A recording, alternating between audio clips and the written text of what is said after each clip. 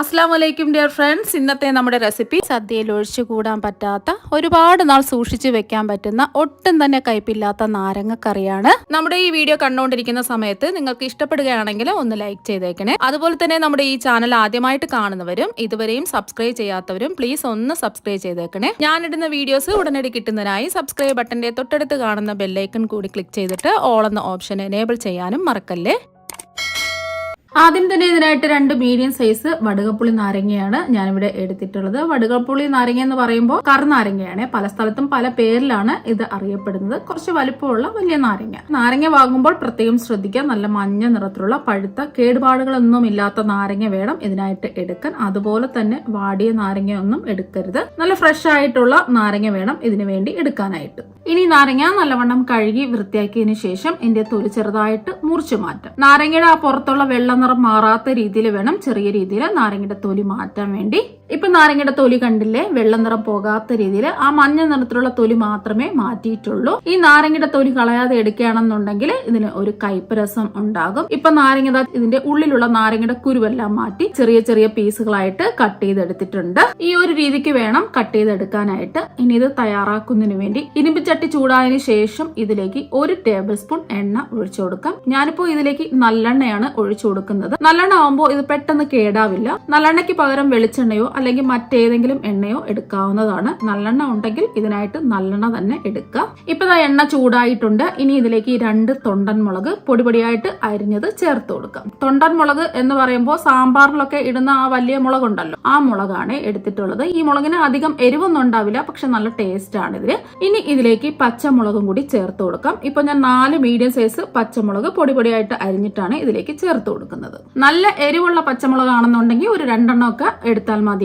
മുളക് ചേർത്ത് കൊടുത്ത് കഴിഞ്ഞിട്ട് ഫ്ലെയിം കുറച്ച് വെക്കാം. ഇനി ഒന്ന് ഇളക്കി കൊടുക്കാം. ഈ മുളകെല്ലാം ചെറുതായിട്ടൊന്ന് മൂത്ത് വരണം. അതുവരെയും ഒന്ന് ഇളക്കി കൊടുക്കുക. ഫ്ലെയിം കൂട്ടിയിടരുത്, ഫ്ലെയിം കുറച്ചിട്ട് വേണം മുളകൊന്ന് മൂപ്പിച്ചെടുക്കാനായിട്ട്. ഇപ്പൊ മുളകെല്ലാം മൂത്ത് വന്നിട്ട് ഒരുപാട് അങ്ങ് ബ്രൗൺ ആവാൻ നിൽക്കരുത്. ചെറിയൊരു ഗോൾഡൻ നിറം ആകുമ്പോൾ ഇതിലേക്ക് ഉലുവാപ്പൊടി ചേർത്ത് കൊടുക്കാം. ഞാനിപ്പോ ഇതിലേക്ക് ഒരു 1/4 ടീസ്പൂൺ ഉലുവപ്പൊടിയാണ് ചേർത്ത് കൊടുക്കുന്നത്. വറുത്ത് പൊടിച്ചിട്ടുള്ള ഉലുവാപ്പൊടിയാണ്. ഇനി ഇതിലേക്ക് 1/2 ടീസ്പൂൺ കായപ്പൊടിയും കൂടി ചേർത്ത് കൊടുക്കാം. ഉലുവാപ്പൊടിയും കായപ്പൊടിയും കൂടി പോകരുത്. ഈ പറഞ്ഞ അളവിൽ മാത്രമേ എടുക്കാവൂ. കൂടിപ്പോയാൽ ഇതിനൊരു കയ്പ് രസം ഉണ്ടാവും. ഇനി ഇതൊന്ന് ഇളക്കി കൊടുക്കാം. ഇളക്കി കൊടുത്തതിന് ശേഷം ഇതിലേക്ക് കട്ട് ചെയ്ത് വെച്ചിരിക്കുന്ന നാരങ്ങ മുഴുവനും ഇട്ട് കൊടുക്കാം. ഇനി ഇതിലേക്ക് ആവശ്യത്തിനുള്ള ഉപ്പ് ചേർത്ത് കൊടുക്കാം. ഞാനിപ്പോ ഇതിലേക്ക് 1 ടീസ്പൂൺ ഉപ്പാണ് ചേർത്ത് കൊടുക്കുന്നത്. ആദ്യമേ ഉപ്പ് ഒരുപാട് അങ്ങ് ചേർത്ത് കൊടുക്കരുത്. ആദ്യം ഉപ്പ് കുറച്ച് ഇട്ടതിന് ശേഷം പാകത്തിന് ഉപ്പുണ്ടോ എന്ന് നോക്കിയിട്ട് ഉപ്പ് കുറവുണ്ടെങ്കിൽ മാത്രമേ ബാക്കി കുറവുള്ള ഉപ്പ് ചേർത്ത് കൊടുക്കാവൂ. ഇനി ഇതൊന്ന് ഇളക്കി കൊടുക്കാം. ഇനി ഇത് മൂടി വെക്കേണ്ട ആവശ്യമൊന്നുമില്ല. ഇടയ്ക്കിടയ്ക്ക് ഒന്ന് ഇളക്കി കൊടുത്താൽ മതിയാവും. നാരങ്ങ ചെറുതായിട്ട് വെന്ത് വരുന്ന സമയം കൊണ്ട് ഒരു ബൗളില് ഒരു നാരങ്ങ വലിപ്പത്തിലുള്ള പുളി ഇട്ട് കൊടുക്കുക. പുളി എടുക്കുമ്പോൾ പഴകിയ പുളി എടുക്കുകയാണെന്നുണ്ടെങ്കിൽ നല്ല കളറും നല്ല ടേസ്റ്റും ഒക്കെ കിട്ടും. പഴകിയ പുളിയിൽ ചെയ്തെടുക്കുന്ന എല്ലാം നല്ല ഒരു പ്രത്യേക ടേസ്റ്റ് ആയിരിക്കും. പഴകിയ പുളി ഇല്ലാന്നുണ്ടെങ്കിൽ സാധാരണ പുളി എടുത്താലും മതി. ഇനി പുളി കുതിർക്കാൻ ആവശ്യത്തിനുള്ള വെള്ളം ഒഴിച്ചു കൊടുക്കാം. ഞാനിപ്പോ ഇതിലേക്ക് 250 ml കപ്പിന് 1.5 കപ്പ് വെള്ളമാണ് ഒഴിച്ചു കൊടുക്കുന്നത്. സാധാരണ പച്ചവെള്ളമാണ് ഒഴിച്ചു കൊടുക്കുന്നത്. ഇനി കൈവച്ച് നല്ലവണ്ണം ഞെരടി ഒന്ന് യോജിപ്പിച്ചെടുക്കാം. പഴകിയ പുളി ആയതുകൊണ്ട് കുതിർക്കേണ്ട ആവശ്യമൊന്നുമില്ല. നമ്മൾ കൈ കൊണ്ട് നല്ലതുപോലെ ഞെരടി എടുക്കുമ്പോൾ തന്നെ നല്ല കുറുകിയ പുളിവെള്ളം കിട്ടും. സാധാരണ പുളിയാണെന്നുണ്ടെങ്കിൽ ഒരു 5-10 മിനിറ്റ് ഒക്കെ വെള്ളത്തിൽ കുതിർത്ത് വെച്ചിട്ട് മാത്രമേ പുളി ഇതുപോലെ ഞെരടി പിഴിഞ്ഞെടുക്കാവൂ. ഇനി പുളിവെള്ളം ഒരു അരിപ്പയിൽ കൂടി അരിച്ചൊഴിക്കാം. ഇതുപോലെ കൈവച്ച് മുറുക്കി പിഴിഞ്ഞ് പുളിവെള്ളം മുഴുവനും പിഴിഞ്ഞെടുക്കാം. ഇപ്പൊ നല്ല കുറുകിയ പുളിവെള്ളം ഇവിടെ കിട്ടിയിട്ടുണ്ട്. ഇനി ഒരു പാനില് നമ്മൾ പിഴിഞ്ഞു മാറ്റി വെച്ചിരിക്കുന്ന പുളിവെള്ളം മുഴുവനും ഒഴിച്ചു കൊടുക്കാം. ഇനി ഇതിലേക്ക് ഒരു 1/2 ടീസ്പൂൺ മഞ്ഞൾപ്പൊടിയും ഒരു 2 ടേബിൾ സ്പൂൺ മുളക് പൊടിയും കൂടി ഇട്ട് കൊടുക്കാം. ഞാനിപ്പോ അധികം എരിവൊന്നും ഇല്ലാത്ത കാശ്മീരി മുളക് പൊടിയാണ് ഇട്ട് കൊടുത്തിട്ടുള്ളത്. സാധാരണ മുളക് പൊടിയാണെന്നുണ്ടെങ്കിൽ 1 ടേബിൾ സ്പൂൺ മുളക് പൊടി ചേർത്ത് കൊടുത്താൽ മതിയാകും. സാധാരണ മുളക് പൊടിക്ക് നല്ല എരിവാണ്. അത് മാത്രമല്ല നമ്മൾ ഇതിൽ പച്ചമുളക് ചേർത്തിട്ടുണ്ട്. അതുകൊണ്ട് അവരവരുടെ എരിവിനനുസരിച്ച് മുളക് പൊടി ചേർത്ത് കൊടുക്കാം. ഇനി ഇതൊന്ന് ഇളക്കി കൊടുക്കാം. നല്ല കുറുകിയ പുളിവെള്ളം ആയതുകൊണ്ട് പെട്ടെന്ന് തന്നെ ഇത് കുറുകി കിട്ടും. ഇനി ഇതിലേക്ക് 5 ടേബിൾ സ്പൂൺ പൊടിച്ച ശർക്കരയും കൂടി ചേർത്ത് കൊടുക്കാം. ശർക്കരയ്ക്ക് പകരം പഞ്ചസാര വേണമെങ്കിലും ചേർത്ത് കൊടുക്കാവുന്നതാണ്. ഇനി എല്ലാം ഒന്ന് ഇളക്കി കൊടുക്കാം. അപ്പൊ ശർക്കര എടുക്കുമ്പോൾ കല്ലും മണ്ണും ഇല്ലാത്ത ശർക്കര വേണം ഇതിനായിട്ട് എടുക്കാനായിട്ട്. അപ്പൊ ശർക്കരയില് കല്ലും മണ്ണും ഉണ്ടെന്നുണ്ടെങ്കിൽ കുറച്ച് ചൂടുവെള്ളത്തിലോ പച്ചവെള്ളത്തിലോ ഇട്ട് നല്ലതുപോലെ അലിയിച്ചെടുത്തിട്ട് അരിപ്പയിൽ കൂടി അരിച്ചെടുക്കുക. എന്നിട്ട് മാത്രമേ ഇതിലേക്ക് ഒഴിക്കാവൂ. ഞാനിപ്പോ കല്ലും മണ്ണും ഇല്ലാത്ത നല്ല ശർക്കര ആയതുകൊണ്ട് നേരിട്ട് ചേർത്ത് കൊടുത്തിട്ടുള്ളത്. ഇനി പുളിവെള്ളത്തിന് ആവശ്യമായ ഉപ്പ് ചേർത്ത് കൊടുക്കാം. ഞാനിപ്പോ ഇതിലേക്ക് 1/2 ടീസ്പൂൺ ഉപ്പാണ് ചേർത്ത് കൊടുക്കുന്നത്. ഇപ്പൊ കണ്ടില്ലേ നല്ലവണ്ണം കുറുകി കിട്ടിയിട്ടുണ്ട്. ഈ ചൂട് മാറുമ്പോൾ കുറച്ചും കൂടി ഒന്ന് കുറുകി കിട്ടും. ഇപ്പൊ നാരങ്ങ വേവിക്കാൻ വെച്ചിട്ട് ഒരു 3 മിനിറ്റ് ആയിട്ടുണ്ട്. നാരങ്ങ എല്ലാം വാടി വെന്ത് വന്നിട്ടുണ്ട്. ഒരുപാട് അങ്ങ് നാരങ്ങ വെന്ത് കുഴഞ്ഞു പോകരുത്. ഈ ഒരു പരുവത്തിന്, അതായത് നാരങ്ങ വെന്ത് കുഴഞ്ഞു പോകാത്ത രീതിയിൽ വേണം വേവിച്ചെടുക്കാനായിട്ട്. ഇനി ഫ്ലെയിം ഓഫ് ആക്കാം.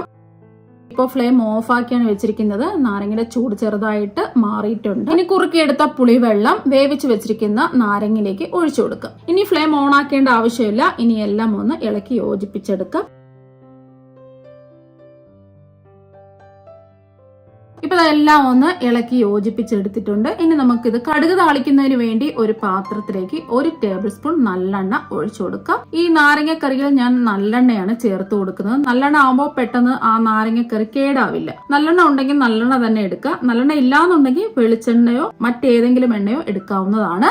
ഇനി ചൂടായി കിടക്കുന്ന എണ്ണയിലേക്ക് 1 ടീസ്പൂൺ കടുക് ഇട്ട് കൊടുക്കാം. കടുക് താളിക്കുന്നതിന് വേണ്ടിയിട്ട് ഫ്ലെയിം കുറച്ച് വേണം വെക്കാനായിട്ട്. കടുകെല്ലാം പൊട്ടിയതിനു ശേഷം ഇതിലേക്ക് 3 വറ്റൽമുളക് മുറിച്ചതും 1 തണ്ട് കറിവേപ്പിലയും കൂടി ഇട്ട് കൊടുക്കാം. ഇനി ഒന്ന് ഇളക്കി കൊടുത്തിട്ട് ഫ്ലെയിം ഓഫ് ആക്കി ഉടൻ തന്നെ ആ ചൂടോടുകൂടി തന്നെ നാരങ്ങക്കറിയിലേക്ക് ഒഴിച്ചു കൊടുക്കാം. ഇനി എല്ലാം ഒന്ന് ഇളക്കി യോജിപ്പിച്ചെടുക്കാം. ആ പുളിവെള്ളം കൂടി ഒഴിച്ചു കഴിഞ്ഞപ്പോൾ കാണാൻ തന്നെ നല്ല ഭംഗിയാണ്. പിന്നെ ഇതിന്റെ ടേസ്റ്റ് പറയേണ്ട ആവശ്യമില്ല. കാണാൻ ഭംഗിയുള്ളത് പോലെ തന്നെയാണ് ഇതിന്റെ ടേസ്റ്റ്. ഒട്ടും കയ്പൊന്നും ഇല്ലാത്ത ഒരു നാരങ്ങക്കറിയാണിത്. ഇതിന്റെ ചൂടൊക്കെ മാറി കഴിയുമ്പോൾ കുറച്ചും കൂടി ഒന്ന് കുറുകി വരും. ഇതിന് നമ്മൾ പ്രിസർവേറ്റീവ്സ് ഒന്നും ചേർക്കാത്തത് കൊണ്ട് ഒരാഴ്ച വരെ ഒക്കെ നമുക്ക് പുറത്ത് കേടുകൂടാതെ ഇരിക്കും. ഒരാഴ്ച കൂടുതലാണെന്നുണ്ടെങ്കിൽ ഫ്രിഡ്ജിൽ വെക്കാവുന്നതാണ്. 2-3 മാസം വരെയൊക്കെ കേടുകൂടാതെ ഫ്രിഡ്ജിൽ സൂക്ഷിച്ചു വെക്കാൻ പറ്റും. ഇത് നമുക്ക് ഫ്രിഡ്ജിലൊന്നും വെക്കേണ്ട ആവശ്യം വരില്ല. ഈ നാരങ്ങക്കറി ഈ രീതിയിൽ തയ്യാറാക്കി എടുക്കുകയാണെന്നുണ്ടെങ്കിൽ ഒരാഴ്ചക്കുള്ളിൽ തന്നെ തീർന്നു കിട്ടും. പുളിയും എരിവും മധുരവും പാകത്തിന് ഉപ്പും എല്ലാം കൂടിയിട്ട് അടിപൊളി ടേസ്റ്റ് ആണ്. ഇതിന്റെ ടേസ്റ്റ് പറഞ്ഞറിയിക്കാൻ പറ്റില്ല. ഇപ്പൊ നമ്മുടെ ഓണ